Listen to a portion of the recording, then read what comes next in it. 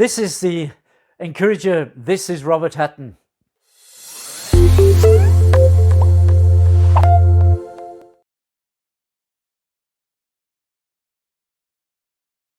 Good that you tuned in today for another session of Mark's Gospel, this story that Mark wrote about the time that Jesus spent on earth. Now, I've got to confess something. I've missed a bit out today. One of the reasons is that we got quite a narrow time frame to complete these studies in Mark. And the other thing is the topic was quite difficult. Jesus talks about the consequences for people who do not live with him, who do not go with him. He talks about the destiny of such people. He talks about hell, and this subject was a little bit difficult for me to share with you this morning, to bring you some encouragement for the day. But let me just tell you this: hell is not a place where God sends us to.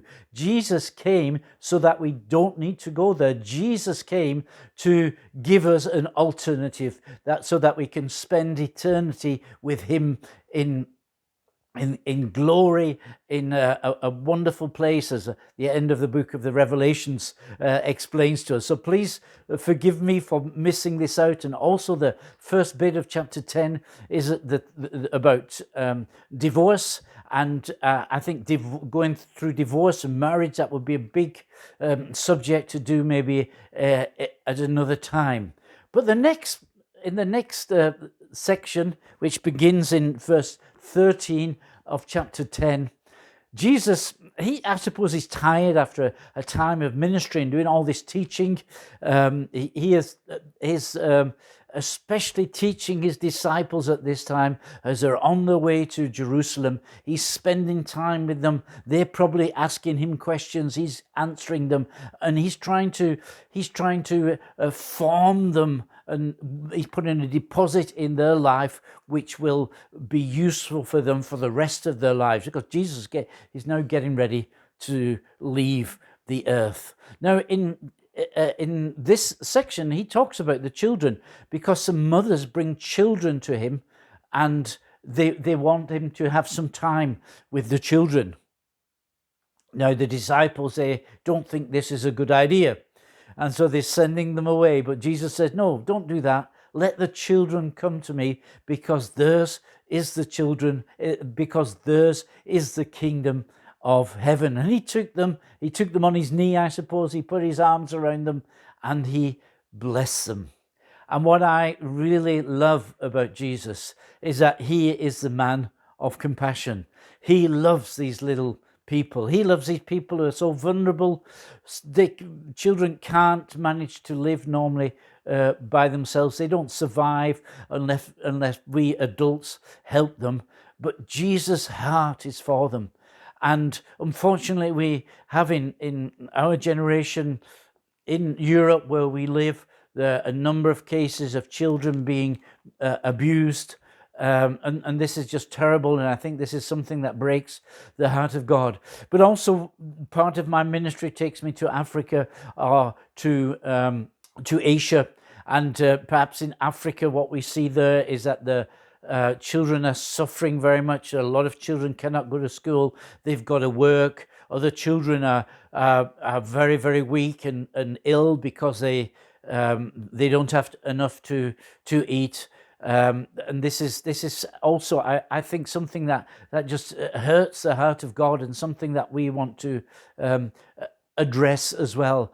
I know also, though, that in Asia there are many, many cases of children being abused, and sometimes in the name of other religions, and this is just so terrible.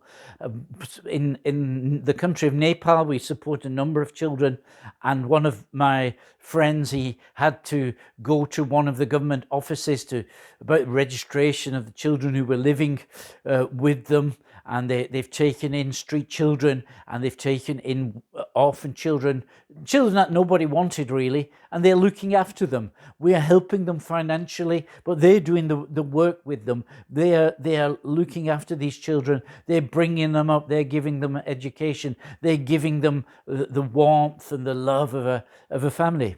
And this civil servant who was in the government office, he asked many questions. And he told them in the end, he says, you want to put those children out onto the street. You know, what and then he actually asked, what do I have that you take in these children? He was looking for a handout. Some, you know, the corruption is also a big theme there.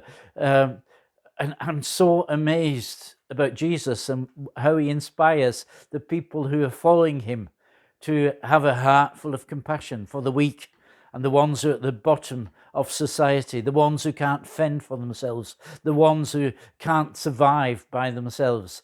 This is where the heart of Jesus is. And Jesus says in another place, you've got to be like the children if you want to get into the kingdom of heaven. And what I noticed and observed with my own children, that one minute they're fighting and the next minute they're reconciled again and they're best of friends. And I think that's always a good example for us as Christians. Sometimes we do have issues with one another and we take offense on one another and we argue and we fall out. But you know, it's good if we can be reconciled very quickly, like these children are. And with that, I'll leave you for today. God bless you, and I hope to see you tomorrow. You're Robert Hatton, your encourager.